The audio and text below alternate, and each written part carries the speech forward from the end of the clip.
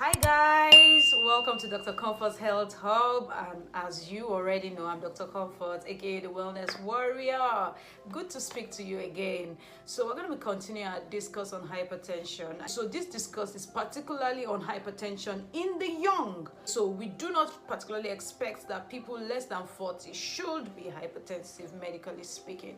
But then we see it a whole lot. I see it in my consulting room. I see people come in, teenagers, adults, young adults, like I said, less than 24, coming down with hypertension as high as 150 over 90 millimeters of mercury. So I want to tell you what hypertension is. Okay, so hypertension is actually a diagnosis, and we make that diagnosis when we measure the blood pressure of a person and find that that blood pressure is elevated. Okay, by elevated I mean greater than 130 over 80 millimeters of mercury. The American College of Cardiologists and the American Heart Association have redefined hypertension to mean that anyone with blood pressure between 120 and 129 systolic and less than 80 diastolic is said to have an elevated blood pressure. So it's not yet hypertension yet, but it can progress to become hypertension,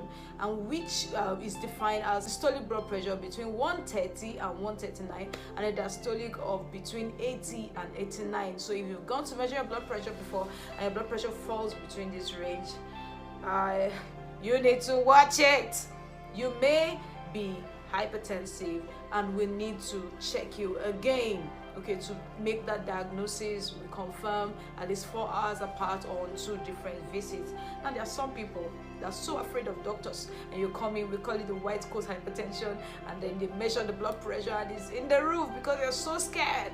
There's no need to be scared. I mean, doctors are human beings. You can see me, right? So doctors are fine, we're cool. Okay, so there's no need to come into a consulting room and you're scared. No, there's no need for that. But then there are some people that have this hypertension that is persistent. Okay, just recently in my consulting room I saw a lady who was just 27 and she had a blood pressure of 150 all over 90 something. I mean, that is alarming, right? Okay, but then we helped her through it. Okay, so that is why I keep emphasizing the need to check your blood pressure over and over again. Make regular visits to your doctor. You're not going to go wrong doing that, I tell you. All right, what are the risk factors for hypertension in the young? I must tell you that basically the primary things that have been implicated are lifestyle changes. Young people, particularly those of us who are undergraduates, how many times do you cook your own food? This table that I'm about to shake, oh my God. Many people don't cook, so we feed on junks. I mean, snacks, Coke, noodles, and the likes. Guys, you need to stop it. I tell you, those foods are not healthy for you. Can we go healthy? Can we go green? Cook green leafy vegetables, take fruits, nuts, and they're gonna do good on you. I tell you, they're gonna do good on you. One other thing that has been discovered is that we are gradually changing our lifestyles from being active to being sedentary. We see people doing a lot of remote works, and they sit in front of the camera, they sit in front of the laptop all day long without even taking breaks to stand up, walk a bit, and come back. Guys, this is wrong. I tell you, you need to stop that. It's been shown that a lot of getting up, doing some exercises can actually lower your blood pressure. So stop this sitting down in one position. It's time to stand up. Guys, if you've not been exercising, you need to enroll in a gym. Perhaps I could help you, recommend a few. I don't know where you're watching from, but you need to exercise. You need to increase physical activity so that blood flow is increased in your body. It helps to control your blood pressure. I'd like to share 3 things to do for anyone who is watching me and living with hypertension.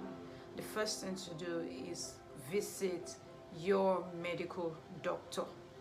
Not a roadside pharmacy, not a roadside lab, not a random person that comes walking up to you and say, I have a machine that can diagnose all things. No, visit a hospital and get evaluated by a medical doctor, and then your blood pressure can be checked. The diagnosis, once confirmed, if you are really hypertensive, okay, the doctor will prescribe medications that you may take or lifestyle modifications. So please adhere to your medications. If you've been placed on any medications, they don't kill. Actually, it is the hypertension that kills. It is called a silent killer and it has killed many people. I don't want you to die. I love you. So please take your medications. Number 2, you need a drastic lifestyle modification. What do I mean by lifestyle modification? 2 things primarily. You need a lot of exercises, okay? So cut down on sitting down for too long. You can get up, exercise. It could be just brisk walking every day, 15 minutes, okay? And you need to be consistent at it. Consistency is key, you know, in exercising and moving your bodies. They help you a lot to regulate your blood pressure. If you smoke any form of cigarette or tobacco, please, you need to stop it.